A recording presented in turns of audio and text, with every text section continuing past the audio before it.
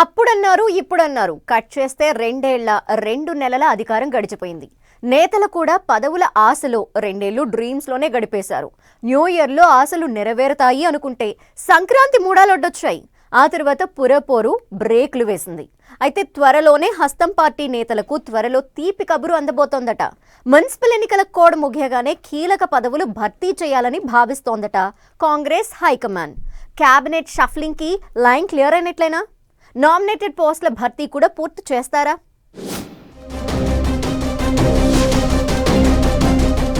హస్తం పార్టీ నేతల ఆశలు నెరవేరే టైం దగ్గరలోనే ఉందా? మున్సిపల్ ఎన్నికల కోడ్ ముగియగానే పదవుల భర్తీ, మంత్రివర్గ ప్రక్షాళనకు హైకమాండ్ గ్రీన్ సిగ్నల్ ఇచ్చిందా? మార్చి ఫస్ట్ వీక్ లో క్యాబినెట్ విస్తరణ జరగడం ఖాయమా? అమాత్య యోగం దక్కేదెవరికి? నామినేటెడ్ పోస్టులెవరికి? మున్సిపల్ ఎన్నికల కోడ్ ముగియగానే కీలక పదవుల భర్తీతో పాటు క్యాబినెట్ విస్తరణ చెయ్యనున్నారా అంటే అవును అనే టాక్ వినిపిస్తోంది. ఎన్నికలకు ముందు ఆ తర్వాత నేతలకు ఇచ్చిన హామీ ప్రకారం మంత్రి పదవులతో పాటు కార్పొరేషన్ పదవులు కట్టబెట్టాలని భావిస్తున్నారట. అయితే కొందరు తమకు పదవులు ఇవ్వకపోతే ఊరుకునేది లేదని అల్టిమేటం జారీ చేస్తున్నారట. ఇంకొందరైతే తమకు పదవులు ఇవ్వకపోయినా సరే కానీ వేరే పార్టీ నుంచి వచ్చిన వలస నేతలకు పోస్టులు ఇవ్వొద్దని అగ్రనేతలకు తేల్చి చెబుతున్నారట. ఈ క్రమంలోనే మున్సిపల్ ఎన్నికల కోడ్ ముగియగానే కాంగ్రెస్ పార్టీలో పదవుల జాతర స్టార్ట్ కానుందట. క్యాబినెట్లో మిగిలిన 2 మంత్రి పదవులతో పాటు పలు కీలకమైన కార్పొరేషన్ పదవులను భర్తీ చేసేందుకు కాంగ్రెస్ కసరత్తు చేస్తోందట. మరోవైపు కుల సంఘాల కార్పొరేషన్ చైర్మన్ల భర్తీపై కూడా ప్రభుత్వం ఒక నిర్ణయానికి వచ్చినట్లు సమాచారం. అయితే మున్సిపల్ ఎన్నికల కోడ్ రావడంతో పదవుల భర్తీకి బ్రేకులు పడ్డట్లు చెప్పుకుంటున్నారు. ఎన్నికల కోడ్ ముగియగానే కీలక పదవులు భర్తీ చేస్తామని చెప్తున్నారు ప్రభుత్వ పెద్దలు. క్యాబినెట్ భర్తీల కోసం హస్తం పార్టీలో హెవీ కాంపిటీషన్ ఉంది. సామాజిక వర్గాల వారీగా అమాత్య యోగం కోసం పోటీ పడుతున్నారు నేతలు. గతంలో ఇచ్చిన హామీ ప్రకారం పదవులు ఇవ్వాలని డిమాండ్ చేస్తున్నారు ఎమ్మెల్యే కోమటిరెడ్డి రాజగోపాల్ రెడ్డి. ఇక రంగారెడ్డి జిల్లా నుంచి మల్రెడ్డి రంగారెడ్డి గట్టి పట్టుపడుతున్నారు. ఢిల్లీకి వెళ్లి పార్టీ అధిష్టానానికి విన్నవించుకున్నారు. ఇంతలో సీఎం రేవంత్ రెడ్డి పరిగి సభలో చేసిన కామెంట్స్ చర్చనీయాంశంగా మారాయి. మాజీ ఎంపీ రంజిత్ రెడ్డిని మున్సిపల్ శాఖ మంత్రిని చేస్తాను అంటూ ఆయన చేసిన వ్యాఖ్యలు కొత్త చర్చకు దారితీశాయి. సీఎం రేవంత్ ఫ్లోలో అలా మాట్లాడారా లేక రంజిత్ రెడ్డిని మంత్రిని చెయ్యబోతున్నారా అనేది డిస్కషన్ పాయింట్ గా మారింది. ఈ క్రమంలోనే వలస వచ్చిన నేతలకు కాకుండా పార్టీలో ముందు నుంచి ఉన్నవారికి, గతంలో హామీ ఇచ్చిన వారికి అమాత్య పదవులు ఇవ్వాలని డిమాండ్ చేస్తున్నారు నేతలు.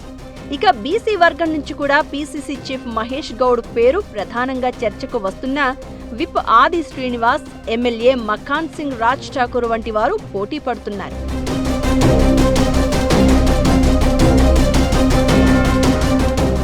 ఎన్నికల కోడ్ ముగియగానే ప్రభుత్వం భర్తీ చేయాల్సిన కీలక పదవుల్లో మహిళా కమిషన్ ఒకటి.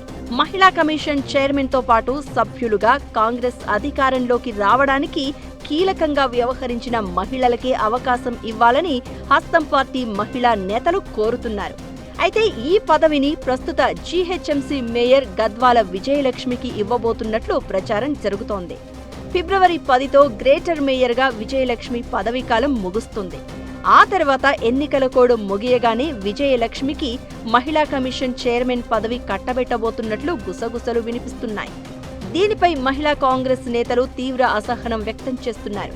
పార్టీ అధికారంలోకి రావడానికి ఎంతగానో కష్టపడిన తమను కాదని వేరే పార్టీలో పదవులు అనుభవించిన వారికి మహిళా కమిషన్ లాంటి కీలక పదవి ఇవ్వడం సరైన పద్ధతి కాదని పార్టీ పెద్దల దగ్గర గోడును వెళ్లబోసుకుంటున్నారట. వాస్తవానికి ఇప్పటివరకు పనిచేసిన మహిళా కమిషన్ చైర్మన్ కేవలం 1.5 ఏళ్లు మాత్రమే పదవిలో కొనసాగారు.